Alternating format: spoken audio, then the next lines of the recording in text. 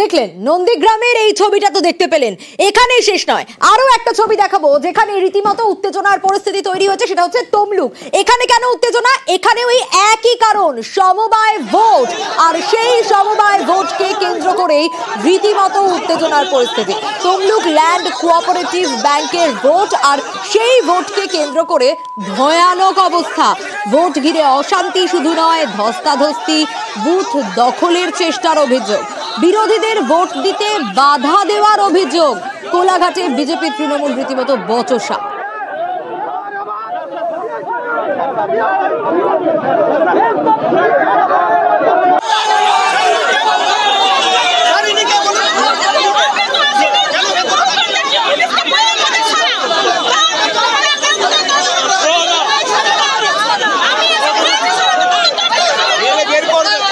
দেখুন, একদিকে দেখাচ্ছি কোলাঘাটের ছবি আর একদিকে দেখাচ্ছি নন্দীগ্রামের ছবি। দুদিকেই সমবায় ভোটকে কেন্দ্র করে অশান্তি।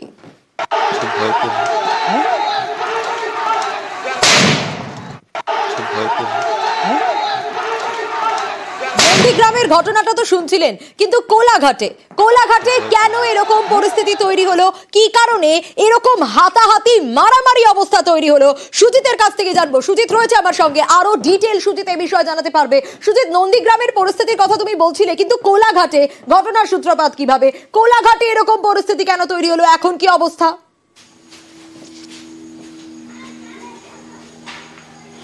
দেখো সোনিয়া, এই যে ভোটটি হচ্ছে, এই ভোট কিন্তু জেলার বিভিন্ন জায়গায় হচ্ছে, এবং যেখানে কিনা তমলুকের এই সমবায় ব্যাংকের ভোট, যেখানে শাখা রয়েছে নন্দীগ্রামে, যেমন দুটি ব্লকে দুটি শাখা রয়েছে, সেখানে দু জায়গায় ভোট হচ্ছে। এরকম মহিষাদল বলা যায় যে হলদিয়াতে কিংবা কোলাঘাটে, এইসব দেউলিয়াতে হচ্ছে। এই যে জায়গাগুলোতে ভোট হচ্ছে তার বেশিরভাগ জায়গায় দেখা যাচ্ছে যে এই গণ্ডগোলের ছবি।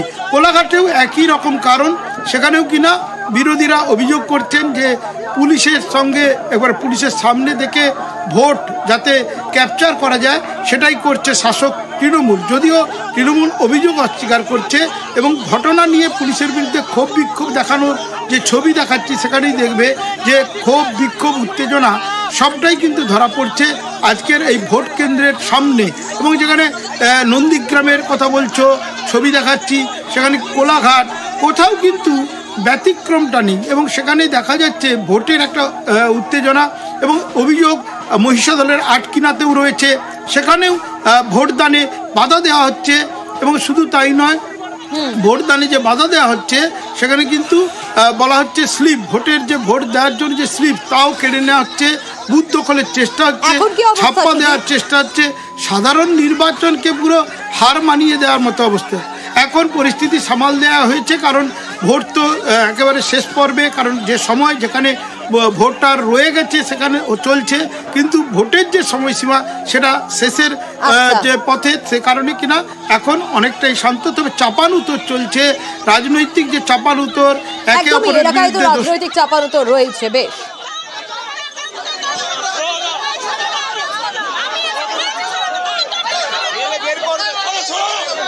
মানুষ উৎসবের মেজাজে তারা ভোট দেওয়ার জন্য তারা ভোটার লাইনে দাঁড়িয়েছেন, কিন্তু বিজেপির এই নির্বাচনটাকে ভণ্ডুল করার চেষ্টা করছেন, যে উস্কানিমূলক কথাবার্তা বলছে, তার জন্য মাঝে মধ্যে একটু উত্তেজনা তৈরি হয়েছে।